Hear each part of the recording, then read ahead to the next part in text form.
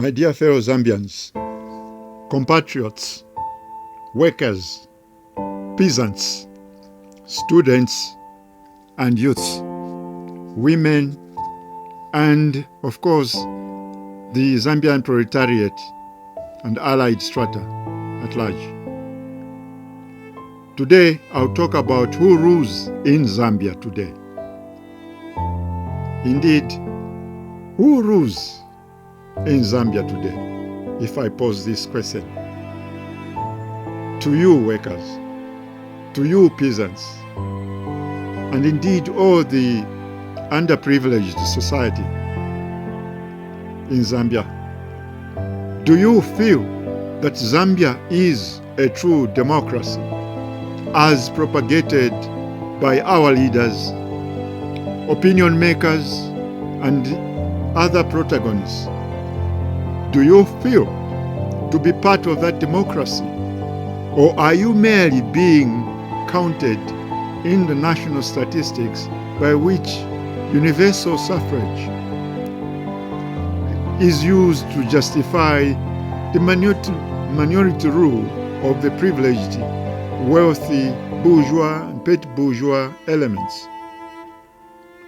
And is democracy the best form of government for Zambia?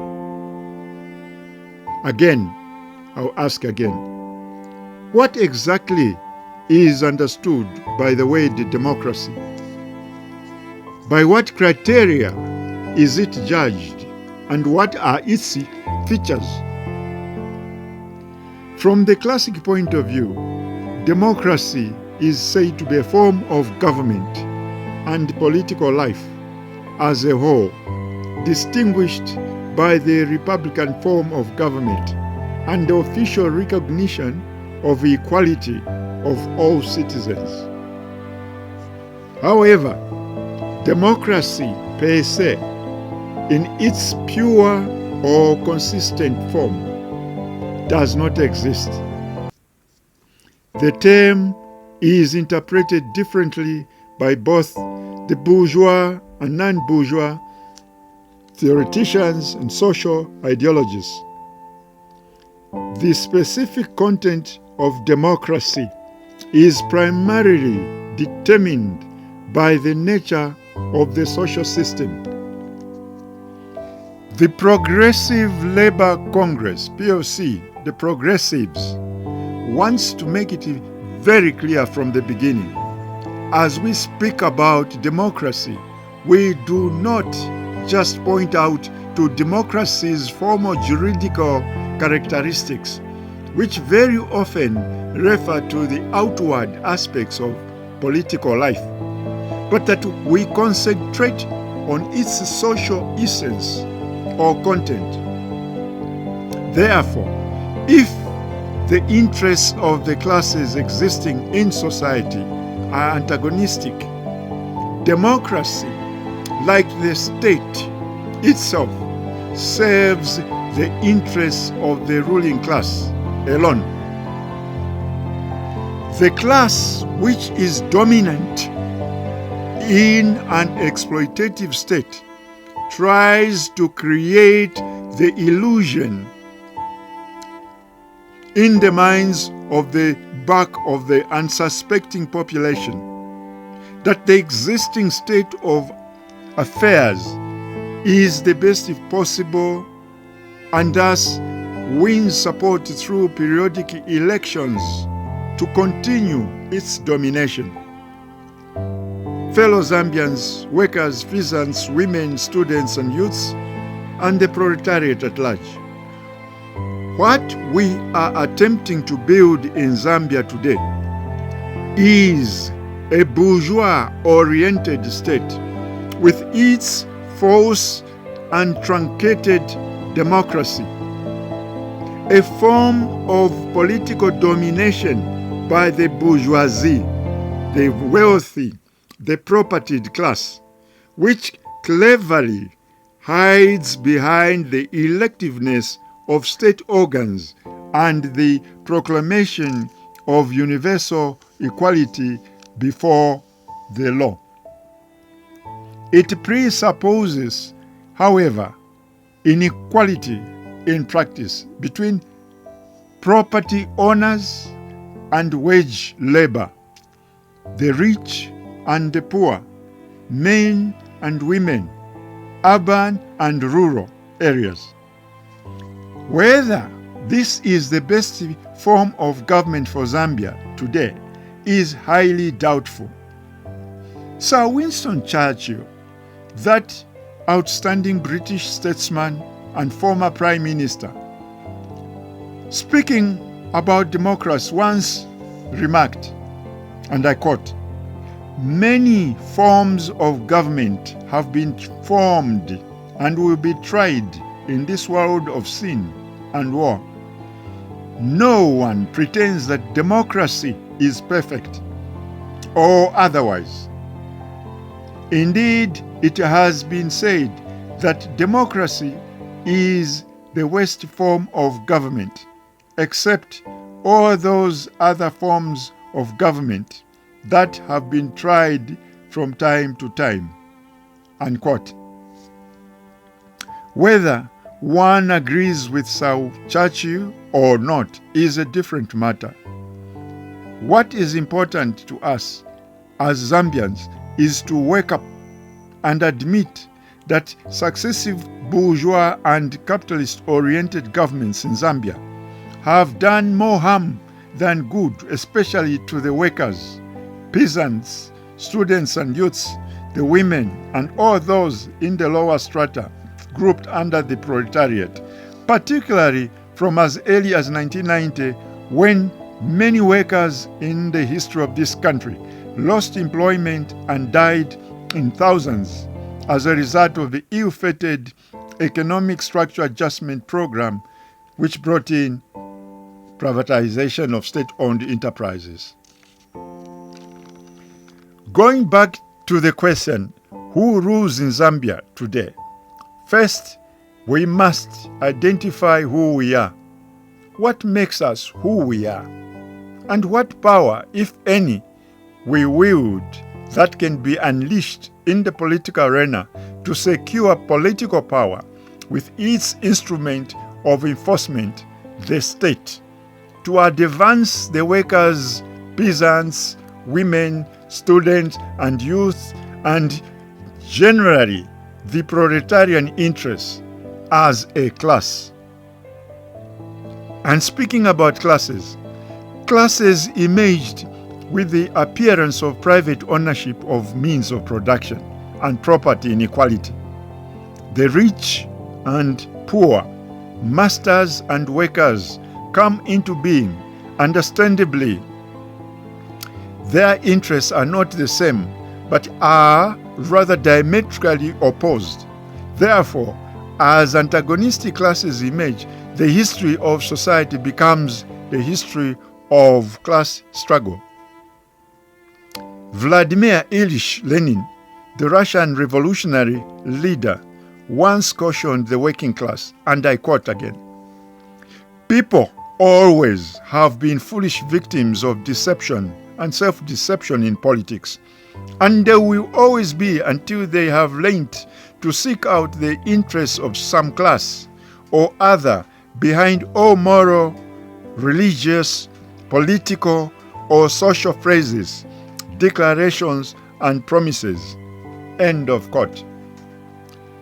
Let us examine closely the political situation in Zambia today and how classes relate to each other.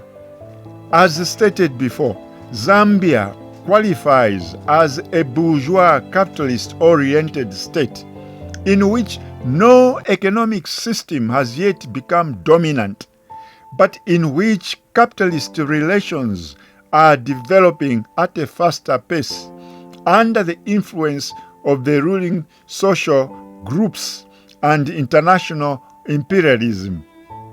This economic structure consists of various private proprietary systems and clan-tribal relations that are changing along bourgeois lines markedly since early 1990. To answer the question raised at the beginning of this address again, state power is in the hands of the most active section of a Western-trained pro-bourgeois group or cadre, shaping out as a bourgeoisie, a social stratum madly interested in capitalist development. This stratum, monopolizing economic and political power, consists of big-time and small-time urban and peri-urban business owners, men and women, those that own large tracts of land, commercial farmers and industrial gurus, first-generation politicians and their survivors, present-day government leaders and their elite party functionaries, top civil servants, military personnel, tribal leaders, religious leaders, and the intelligentsia, to say the least. This is the ruling class in Zambia today, and we will do everything possible to hold and remain in power through direct and subtle means. Its domination of the poor, who are in the majority in the Zambian masses, are being facilitated by institutions such as the Electoral Commission of Zambia, ECZ, through its superfluous and non-objective electoral rules and regulations, such as exorbitant nomination or participation fees, minimum standard of education, grade 12 certificate, ability to speak the British King's language, and many more, which all go to technically exclude the workers, peasants, students, youths, women, and retirees who form the bulk of the poor. Yes, these are excluded from exercising their right to contest elections, either at parliamentary or local government council level. For how many can you count as representing this class in those forums? Fellow Zambians, compatriots, the proletariat at large, the Progressive Labour Congress PLC, the Progressives, fully subscribes to a non-capitalist Zambia. We will secure political power by parliamentary means. In other words, by the proletariat, the working people or class, with its allies winning the majority seats in parliament. We pledge to establish a pro-labor, national, democratic, humane state in Zambia that will consistently uphold the political and economic independence of our country, taking an uncompromising firm stand against imperialism and its military power blocks, against military bases on our territory, that is, if there are any, a state that opposes neo-colonialism and infiltration of predatory imperialist capital, a state that rejects dictatorial and despotic methods of administration, and yes, indeed, a state in which all the people of Zambia enjoy broad democratic rights and freedoms as envisaged in our party's Declaration of Principles, and above all, as enshrined in the supreme law of the land, the Constitution of Zambia. Fellow workers, fellow members of the Zambian proletariat, in the next address, which is directed at the workers, the peasants, the women, students, and youths, and the allied strata under the proletariat broader, I will be discussing what must be done to win the 2026 presidential and general elections. The working class and all allied strata should not wait for constitutional amendments as announced by authorities to make our maiden appearance and presence in parliament and local councils a reality. But we must mobilize, strategize, organize, and unite under the banner of the Progressive Labour Congress, the only political party that is pro-labor and that is ready to lead a workers' revolution that will enjoy overwhelming superiority of campaign forces at a decisive point and at a decisive moment. This law of military success is also the law of political success.